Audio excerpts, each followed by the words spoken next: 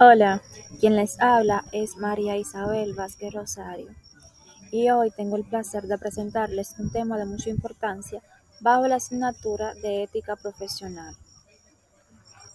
En particular, estaremos en el libro titulado Los peligros de la moralidad, en el capítulo 4, sobre el tema de la división ellos versus nosotros y el tribalismo moral. Te preguntarás, ¿qué es el tribalismo? Bueno, el tribalismo es un fenómeno social que implica la identificación y lealtad hacia un grupo específico, que a menudo en detrimento de otros grupos. La finalidad del tribalismo puede variar, pero generalmente se relaciona con la búsqueda de seguridad, pertenencia y protección dentro de un grupo cohesionado. Sin embargo, el tribalismo también puede llevar a la división, conflictos y discriminación, ya que promueve una mentalidad de nosotros contra ellos. Estos son algunos ejemplos de cómo se puede manifestar el tribalismo. Entre ellas está la identificación política. En el ámbito político, los movimientos políticos a menudo promueven el tribalismo al presentar a su propio grupo como moralmente superior y demonizar a los oponentes. Por ejemplo, los partidarios de un partido político pueden retratar a los partidarios del partido contrario como egoístas o corruptos, mientras que ellos se consideran a los suyos como altruistas y justos. Asimismo está la religión. El tribalismo también puede manifestarse en los contextos religiosos, donde los seguidores de una religión pueden considerarse moralmente superiores a los seguidores de otras religiones. Por ejemplo, en conflictos religiosos como los que han ocurrido históricamente entre diferentes grupos religiosos en varias partes del mundo, los miembros de cada grupo pueden considerar que su propia fe es la única verdadera y justa, mientras que demonizan a los demás. Y por último está el nacionalismo. El nacionalismo extremo puede conducir al tribalismo moral, donde los ciudadanos de un país se consideren moralmente superiores a los de otros países. Esto puede llevar a los conflictos tales como internacionales y discriminación contra personas de otras nacionalidades. La división entre ellos y nosotros es una parte arraigada de la naturaleza humana y de nuestras interacciones sociales. Es como si estuviera grabada en nuestro ADN. Esa tendencia a agruparnos con quienes nos son familiares y a defender vehementemente a nuestro grupo contra cualquier amenaza percibida. Y esta división no es solamente algo que se remonta a tiempos antiguos, sino que sigue presente en nuestra vida cotidiana, lo cual influye en nuestras relaciones y en la forma que vemos al mundo que nos rodea. Cuando nos sumergimos en la historia, vemos cómo esta división ha sido la causa de muchos conflictos y tragedias. Esa tendencia a dividir el mundo en ellos y nosotros se ha observado en todas las culturas, lo cual quiere decir que es como si estuviéramos programados para buscar diferencias y generar conflictos entre grupos. El sociólogo, el sociólogo William Graham Sumner eh,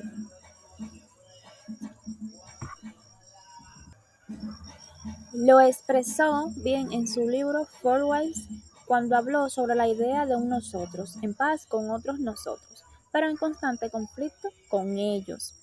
Esta mentalidad también se refleja en el concepto de etnocentrismo, donde nuestro propio grupo se considera el estándar de medida y todos los demás se comparan con él. El concepto de etnocentrismo, introducido por el sociólogo estadounidense William Graham Sumner, describe la tendencia de una persona a grupo a evaluar otras culturas en comparación con la suya propia, considerando su propia cultura como superior o central y juzgando otras culturas en función de ella. Para ilustrar esto, podemos mirar hacia atrás en la historia de algunas culturas primitivas. Por ejemplo, los nativos americanos, conocidos como los comanches, se autodenominaban Numunu, que se traduce como los seres humanos. Pero para otros grupos, como los Utes, los comanches eran simplemente los que luchan contra nosotros todo el tiempo.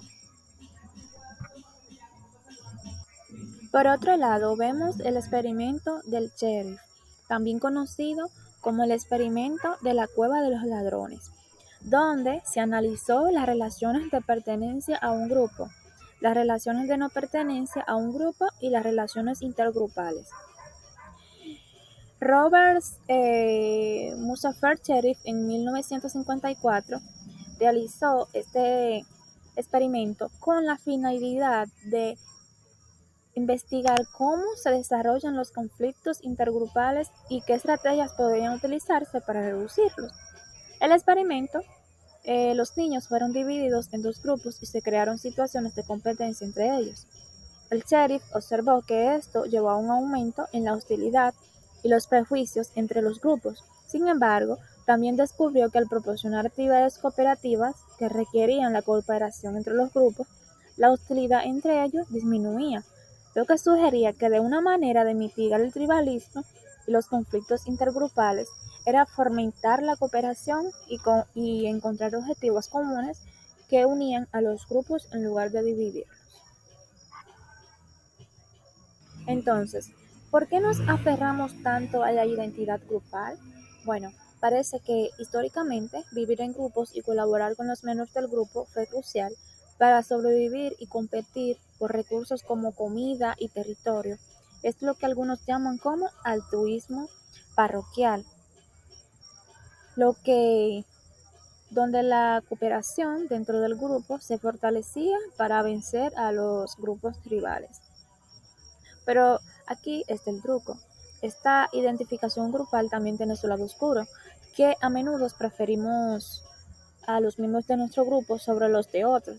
Asignamos más recursos a nuestro grupo y lamentablemente a veces nos enfrentamos violentamente con otros grupos.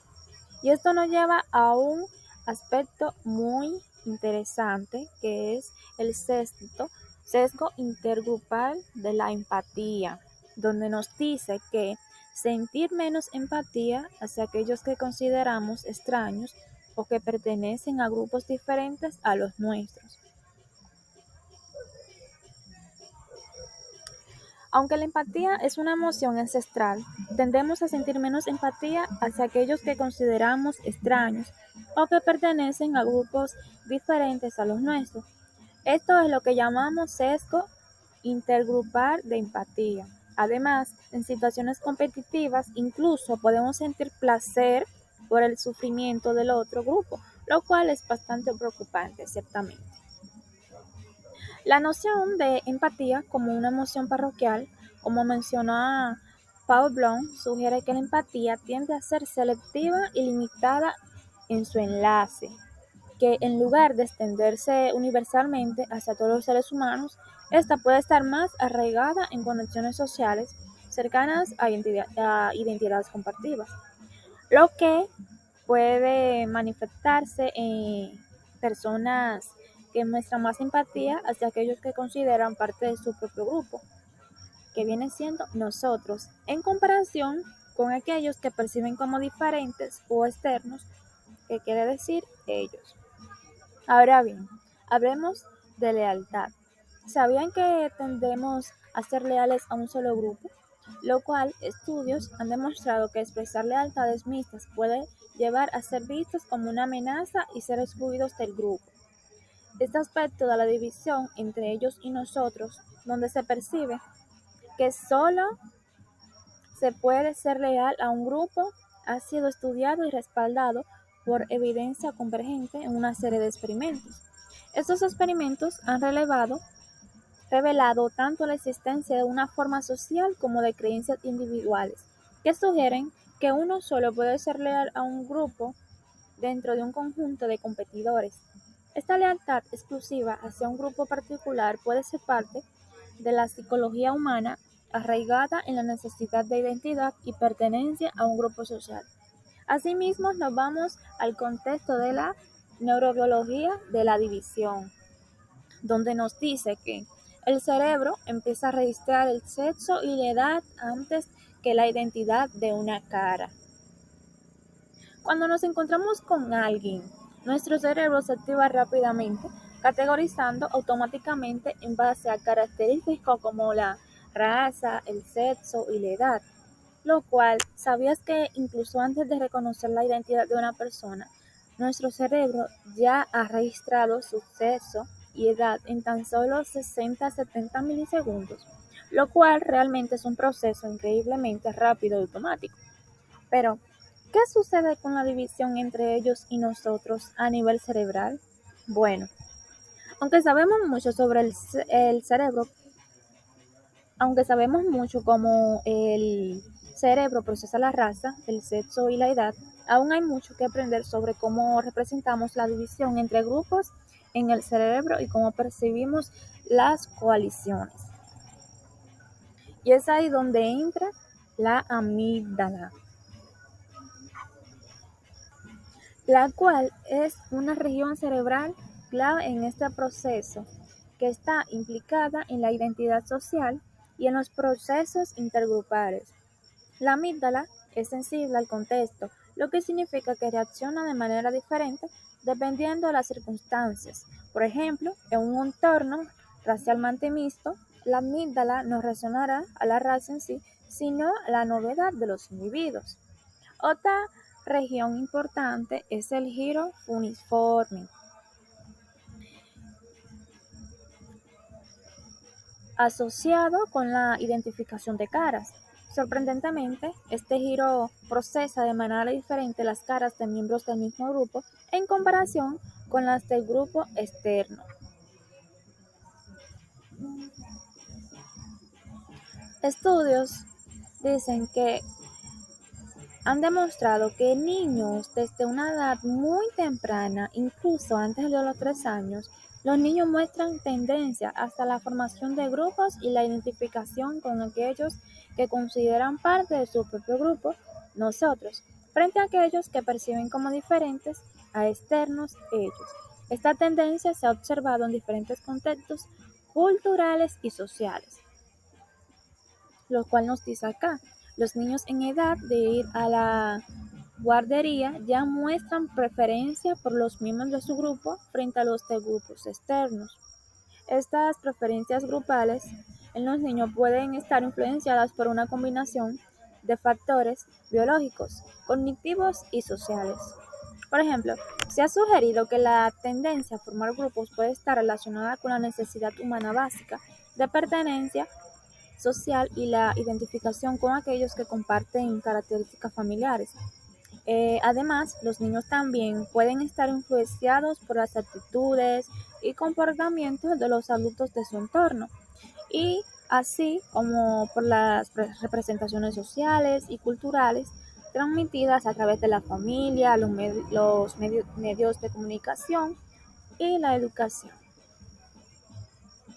Por otro lado, se encuentra la hormona del amor o molécula moral, que es la oxitocina, a menudo llamada molécula moral. También desempeña un papel en la promoción del etnocentrismo y el favoritismo hacia el grupo, que contribuye a la construcción de la dicotomía entre ellos y nosotros.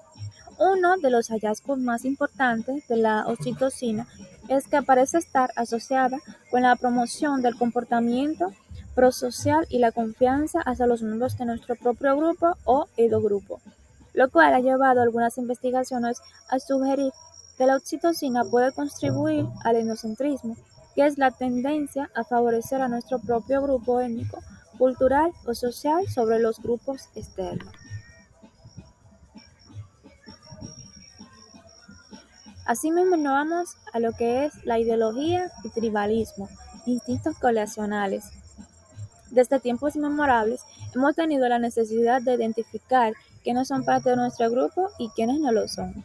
Esto solía ser una cuestión de vida o muerte, pero ¿cómo identificamos a esos miembros del grupo? Bueno, aparte de la ropa, adornos y el lenguaje, nuestras creencias, nuestra ideología, lo cual juega un papel crucial. Nuestras creencias no solo nos definen individualmente, sino que también nos conectan con nuestro grupo social. John Tobey, un destacado psicólogo evolucionista, habla sobre los instintos relacionales que todos hemos tenido. Estos instintos nos permiten unirnos defender nuestro grupo y atacar a los demás. ¿Pero por qué? Bueno, porque en algún momento de nuestra historia evolutiva nos dimos cuenta de que la unión hace la fuerza. Esta mentalidad de coalición nos lleva a proyectar en entidades grupales, incluso en áreas como la ciencia, donde deberían ser imparciales. Lo interesante es cómo estas colisiones afectan nuestras creencias. Para ganar aceptación en un grupo debemos adoptar y defender sus creencias, mientras atacamos a los grupos rivales. Cuando más extremas sean nuestras creencias, mejor señalaremos nuestra lealtad al grupo, lo que explica por qué a veces las creencias pueden parecer tan irracionales. Pero, ¿creen ustedes que existe un más allá del tribalismo y del ellos versus nosotros? Bueno, el tribalismo parece estar incrustado en nuestra naturaleza, lo cual significa que tendemos a pensar y actuar de maneras que benefician a nuestro grupo o coalición. A menudo, a expensas de otro grupo, es como si tuviéramos un interruptor interno que nos hace ver el mundo en términos ellos y nosotros. Para dar terminación a este capítulo, podemos concluir que lo importante es saber que nuestra capacidad de cooperar no se limita a nuestro grupo trivial tradicional, lo cual podemos ampliar nuestro círculo de cooperación para incluir a extraños, basándonos en la reputación y la reciprocidad indirecta. Los dejo con esta frase que me parece muy importante, lo cual dice: el tribalismo nos divide en nosotros y ellos, pero la humanidad solo prospera cuando aprendamos a vernos a nosotros mismos como uno. Espero este capítulo haya sido de mucho interés.